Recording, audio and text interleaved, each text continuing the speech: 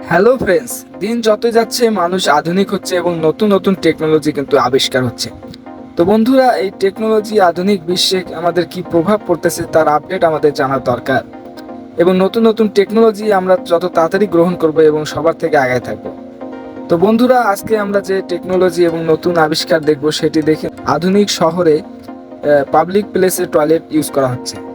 তো বন্ধুরা, দেখতে পাচ্ছেন যে ওই টয়লেটের ভিতরে যাওয়ার পর কিন্তু আপনি আশপাশের সব দৃশ্যই সুন্দরভাবে দেখতে পাচ্ছেন এবং এটি কিন্তু অনেক মজার একটা জিনিস দেখতে পাচ্ছেন। বাইরে থেকে সকলেই কিন্তু আসলে আপনাকে দেখতে পারবে না, আপনি ভেতর থেকে সকলকে দেখতে পারবেন।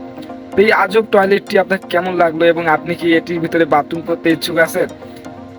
এটি তো আসলে আমাদের বাংলাদেশি যারা আমরা আছি তাদের তো অবশ্যই লজ্জা লাগবে, কারণ আমরা এটাতে অভ্যস্ত না।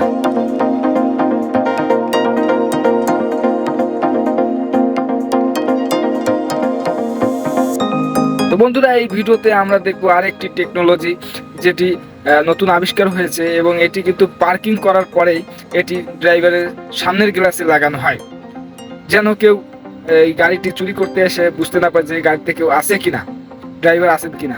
এই জন্য কিন্তু এটি সামনের গ্লাসে সেট করে দেওয়া হয়েছে বন্ধুরা। এটা গ্লাসে এমনভাবে ফিট করা হয়েছে, এখানে কিন্তু আপনি মোবাইল থেকে কন্ট্রোল করতে পারবেন। তো যখনই একটি চোর আসবে এটা চুরি করতে, তখনই কিন্তু আবার একটি অ্যালার্ম বাজা শুরু হবে, অনেক শব্দ তৈরি হবে।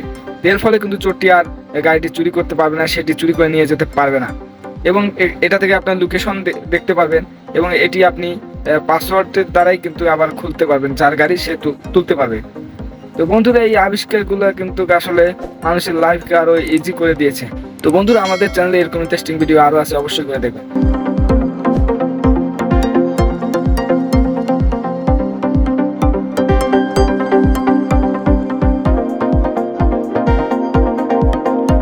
তো বন্ধুরা, এই ভিডিওতে আমরা দেখবো আসলে আমাদের খুনাখুনি এই সমাজে কিন্তু অনেক শুরু হয়ে গেছে, যেটি চাকু দিয়ে ছিনতাই করে নিয়ে যাচ্ছে মানুষকে মেরে দিয়ে। এই অ্যানিমেশনে আমরা দেখবো আসলে একটা ব্যক্তিকে চাকু মারার পরে সে ব্লাডটা কিভাবে বের হচ্ছে। তো বন্ধুরা, চাকু মারার পরে একটি আমরা পাত্রের মধ্যে পলিথিনের ব্যাগের মধ্যে কিন্তু পানি নেওয়া হলো এবং তার ভিতর দিয়ে কিন্তু পেন্সিল ঢুকাই দেওয়া হলো। দেখতে পাচ্ছেন কোনো পানি কিন্তু বের হচ্ছে না বাইরে।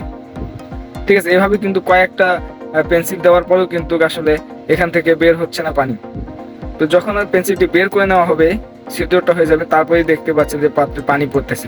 তো বন্ধুরা, এইভাবেই কিন্তু একটি মানুষকে যখন চাকু মারা হয়, তো এভাবেই কিন্তু আসলে ব্লাডটা বের হয়। ঠিক আছে, এই অ্যানিমেশনে আমরা কিন্তু এটাই জানতে পারলাম। তো লাইক কমেন্ট শেয়ার করে আমাদের এই ভিডিওর সঙ্গে থাকবেন, আমাদের চ্যানেলের সঙ্গে থাকবেন। আল্লাহ হাফেজ।